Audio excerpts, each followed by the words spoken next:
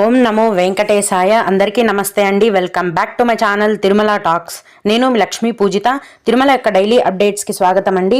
తిరుమల దర్శనానికి సంబంధించిన latest updates కోసం మన ఛానల్ యొక్క టెలిగ్రామ్ గ్రూప్లో మరియు వాట్సాప్ ఛానల్లో జాయిన్ అవ్వగలరు. వాటి యొక్క లింక్ అనేది ఈ వీడియో కింద డిస్క్రిప్షన్లో మరియు కామెంట్ సెక్షన్లో ఇవ్వటం జరిగింది. ఈ వీడియోలో మనం ఈరోజు తిరుమలలో భక్తుల యొక్క రద్దీని గురించి, అలాగే దర్శనానికి ఎంత సమయం పడుతోంది అన్న విషయం గురించి, మరియు భక్తులు అడిగే ముఖ్యమైన దర్శనానికి సంబంధించిన సందేహాలు, వాటి సమాధానాలను గురించి కూడా తెలుసుకుందాం. కనుక వీడియోని చివరి వరకు చూడండి. ముందుగా నిన్న అంటే జనవరి 10వ తేదీన తిరుమలలో స్వామివారిని మొత్తం 60,094 మంది భక్తులు దర్శనం చేసుకున్నారు. అందులో స్వామివారికి మొత్తం 14,906 మంది భక్తులు తలనీలాలను సమర్పించారు. నిన్నటి రోజున తిరుమలలోని శ్రీవారి హుండీ యొక్క ఆదాయం అనేది 2,45,00,000 రూపాయలు. ఇప్పుడు జనవరి 10 నుంచి 19వ తేదీ వరకు అంటే 10 రోజుల పాటు తిరుమలలో వైకుంఠ ద్వార దర్శనం మాత్రమే ఉంటుందండి.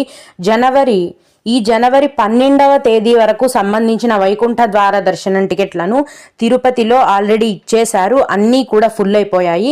ప్రస్తుతం తిరుపతిలో ఎటువంటి దర్శనం టికెట్లు ఇవ్వటం లేదు. ఎస్ఎస్డి టోకెన్ కౌంటర్స్ కూడా మూసి ఉన్నాయి. ఎందుకంటే జనవరి 12వ తేదీ వరకు కూడా వైకుంఠ ద్వార దర్శనం టికెట్లను టీటీడీ వారు ముందే కేటాయించేశారు.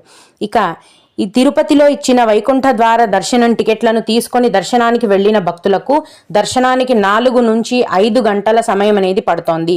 అలాగే ఆన్లైన్లో వైకుంఠ ద్వార దర్శనం టికెట్లను ఆన్లైన్లో బుక్ చేసుకున్న భక్తులకు దర్శనం అనేది 3 గంటల్లోపు పూర్తయిపోతుంది. ఈ 10 రోజులు కూడా కేవలం వైకుంఠ ద్వార దర్శనం మాత్రమే ఉంటుందండి. మిగతా అన్ని రకాలైన దర్శనాలను కూడా టీటీడీ వారు క్యాన్సిల్ చేయడం జరిగింది. భక్తులందరూ కూడా ఈ విషయాన్ని గమనించవలసిందిగా మనవి. ఇక ప్రస్తుతం అయితే తిరుపతిలో అన్ని కౌంటర్లు మూసేశారు. జనవరి 12వ తేదీ వరకు టికెట్లన్నీ అయిపోయాయి.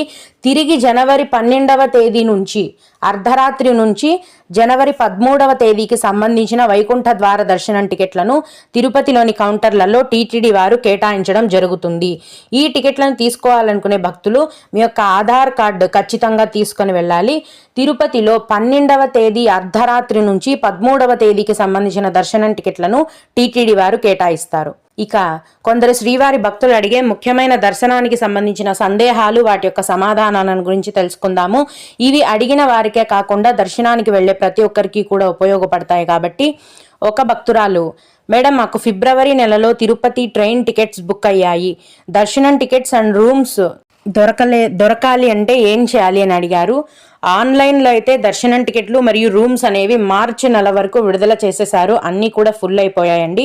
ఇప్పుడు మీకు ఫిబ్రవరి నెలలో దర్శనం టికెట్స్ మరియు రూమ్స్ కావాలంటే తిరుపతిలో ప్రతిరోజు దర్శనం టికెట్లను టీటీడీ వారు కేటాయిస్తారు. మీరు అక్కడ దర్శనం టికెట్లను తీసుకొని రూమ్స్ కావాలంటే తిరుమల కొండపైన సిఆర్ఓ ఆఫీస్లో ప్రతిరోజు ఉదయం 5 గంటల నుంచి ఉదయం 11 గంటల వరకు రూమ్స్ని కేటాయిస్తారండి. ఆ టైంకి మీరు తిరుమల కొండపైన సిఆర్ఓ ఆఫీస్కి వెళ్ళి రూమ్స్ని తీసుకోవాలి. అలాగే మేడం ఏప్రిల్ నెలవి ఆర్జిత సేవా టికెట్స్ ఆన్లైన్ డిప్ ఎప్పుడు రిలీజ్ చేస్తారో చెప్పగలరా అని అడిగారు. ప్రస్తుతం అయితే ఆన్లైన్లో లక్కీ డిప్ అనేది మార్చి నెల వరకు విడుదల చేసేశారు. అంతా ఫుల్ అయిపోయిందండి. తదుపరి ఏప్రిల్ నెలకు సంబంధించిన ఆర్జిత సేవల యొక్క లక్కీ డిప్ని ఈ జనవరి నెల చివరి వారంలో ఆన్లైన్లో విడుదల చేస్తారండి. కరెక్ట్గా ఏ తేదీన విడుదల చేస్తారనేది టీటీడీ వారి నుంచి సమాచారం వచ్చిన వెంటనే నేను ముందుగా మన ఛానల్లో మీకు తెలియజేస్తాను. అలాగే ఇంకొకరు, ఎటువంటి టికెట్ లేని వారిని కొండ మీదికి 3 రోజుల పాటు అనుమతి ఇవ్వరు అని అన్నారు. ఇది నిజమేనా? శుక్రవారం ఈనాడు పేపర్లో వచ్చింది, రిప్లై ఇవ్వగలరు అని అడిగారు. కొండపైకి అనుమతిస్తారండి, కానీ దర్శనానికి అనుమతించరు.